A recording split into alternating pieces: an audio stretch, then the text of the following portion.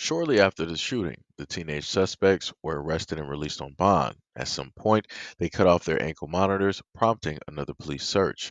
The 70-year-old suspect evaded police for several days. He had active warrants for murder and aggravated assault with a deadly weapon. While he was at large, he posted a photo of multiple weapons on social media, alongside the message, "Tell everyone at gang unit I said, catch me." Upon discovering the post, multiple units, including SWAT team and a gang unit, set about tracking down the suspect. And a search warrant was executed at the residence near State Highway 16 South, and the suspect was then arrested. He was transported to Bexar County Jail, where he was held without bond. The other suspect, a 15-year-old boy, was arrested several days prior while live streaming on Instagram. Both teens have been certified as adults. What's up with y'all? I'm gonna get another bond too. I'm gonna get another bond too. I'm gonna get another bond. You know what's fuck going on? Free queso. No fuck going on, nigga. Free beat, nigga. It's gonna be on real soon. I'm gonna get another bond. I'm gonna be sick. So I'm on. So I'm on. Trick or treat, baby. Yeah, Trick or treat. nigga. You know what the fuck going on, nigga. Free queso, nigga. Trick or treat, Papa. Texas teenagers were arrested this week over the death of a 25-year-old woman after the pair allegedly fired more than 100 rounds into her home, mistaking it for what of a rival gang member's home. Bexar County Sheriff Jarvez Salazar announced on Tuesday that the teens ages 15 and 17 face charges of aggravated assault with a weapon and murder in the October 2022 shooting of Navita, Brazil. Salazar also added that the older teen had taken to social media to challenge Bexar County's gang unit to catch him. Authorities did not name the 15-year-old because he is charged as a juvenile. A college student was at her San Antonio home last year when the shooting occurred, taking her life and injuring a 41-year-old Airbnb guest who was renting a room. A GoFundMe honoring Brazil loved ones described her as the sweetest person you would ever meet, also adding that she had a husband of 3 years. According to the fundraiser, a fundraiser was planned in Indonesia, where she was from and her family still lives. Authorities stated that the teens, who were 16 and 14 at the time of the shooting, had driven by Brazil's residence in a stolen vehicle and fired dozens of rounds, believing that the people inside were members of an opposing gang who had previously shot back at them. They then allegedly fled the vehicle and dumped out several firearms, including an assault style rifle. The two were soon taken into custody and later released on bail. An arrest warrant for the older teen was issued last month, but authorities stated that he attempted to evade them by cutting off his ankle monitor. Quote, "Tell everyone at gang unit I said, catch me," he wrote on social media.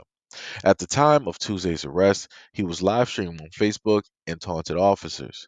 In the video, which was played at Salazar's press conference, the 17-year-old is seen laughing as he is escorted by deputies. The sheriff also added that the video showed him to be an extremely cocky, very confident young man, confident that he's going to take full advantage of the legal system. The 15-year-old was not taken into custody Tuesday and had similarly live streamed his own capture. Quote, "This is how much of a joke it is to these guys." During the pursuit, he was actually on Instagram shooting a live video, knowing full well that he was running from cops, knowing full well he was going to be arrested at any given time if they didn't end up taking someone else's life in the course of this pursuit. Salazar also added it was just one big joke to them. The teen's family members are likely to face charges related to harboring suspects and lying to authorities about their location. According to court records, the 17-year-old arraignment is set for December 1st. It's interesting, reading the story. I just want to, before I even get directly into it, I want to say my condolences to the family involved. This is something that should have never have happened. The individuals who were a part of the situation should have been, put away in adult prison, never to see the light of day ever again. Their families need to be put away in for the exact same circumstances for numerous amount of years, even more, than both of, the 15 and the 17-year-old that were involved. Um, but, beyond that, I find it very interesting looking at the story that You don't see a lot of people trying to play the whole card of, stop the Asian hate. Because remember, they stated that this young woman who has a husband is from Indonesia. That's where her family is from, right? So that would, in a sense, make her Asian American. And she was just here minding her own business. She was, of course, like a lot of other, young adults and whatnot. They came over here for a better opportunity in order to help out their family, in order to send money directly back home, in order to make something a little bit more of themselves. And she was achieving that. For all intents and purposes, she was achieving that. I'm pretty sure that she was sending money directly back home to help out, her family. And she wasn't into anything, at least from what the article was stating. It just so happened that the gang members, the thugs that were there, decided that they didn't have the correct intel, but still went with it anyway, and wanted to do a quick drive-by. 100 rounds that they dumped directly into that home, taking that young girl's life. She didn't even stand a chance. 100 rounds didn't even stand a chance. Did not even stand a chance. And it's amazing to me that they were even released in the first place. If again, if law enforcement, if the judges, if the DA, if they would actually do the job that they're supposed to do and hold these guys for a undefined amount of time, that'd be great.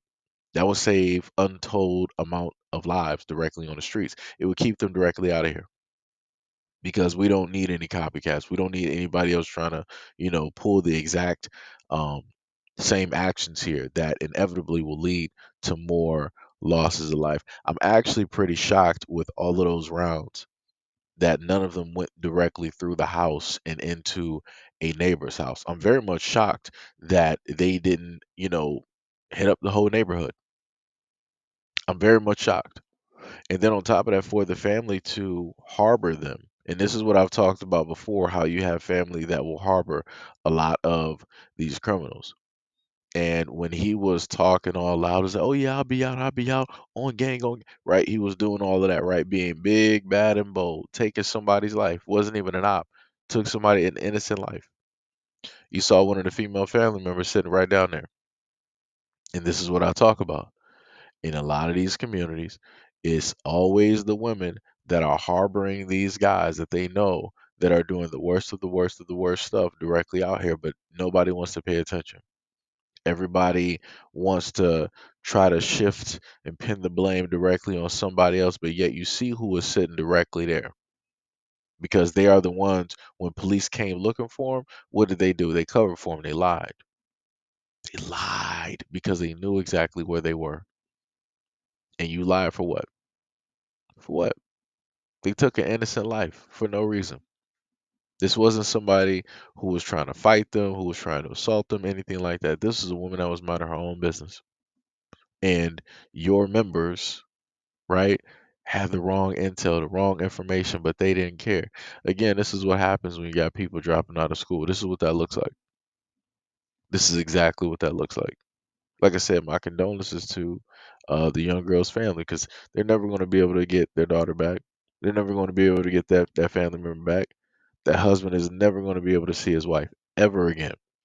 That was stolen from any future memories, them having kids, them going on vacations, them renewing their vows, them growing old together. All of that is gone. It was stripped away. Stripped away. You can clearly tell that those kids don't care because they were talking about it on social media. They were all big and bad on IG. That's what I be talking about. Everybody incriminating themselves for clicks and likes. That's all it's about. And it's going to get worse before it gets better. Soon enough, you're going to have a lot of kids online talking about, oh, I committed this, I did that, and I'm still out here. And you're going to have a lot of people clamoring directly to them, giving them likes and views, and they're going to be all on TikTok and all on IG becoming Insta famous. And that's going to be a part of the brand new culture. And people just don't see it yet. People don't really see how toxic this social media stuff is really about to get and how much trouble a lot of people are going to be in.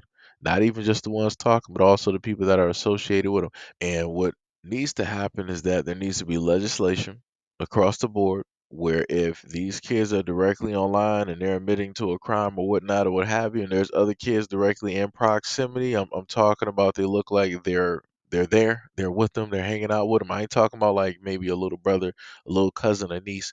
Obviously, there's going to be limitations. I'm talking about they're around their peers and they're talking about this, that, and third. People throwing up gang signs and saying whoop de whoop and all this other. Charge all of them, charge all of them for the same crime, because that's going to be the only way that a lot of them are going to start to understand that hanging around with certain people, there are repercussions for that. If you know that somebody specifically took a life and they bragging about it on social media and you right there with them, and the police see you with that person, and you ain't decide that you wanted to turn them in, you ain't want to do the right thing, or you didn't want to disassociate yourself with that person, oh, you getting locked up too. So now y'all buddy buddy, now y'all gang gang in a clinker behind bars.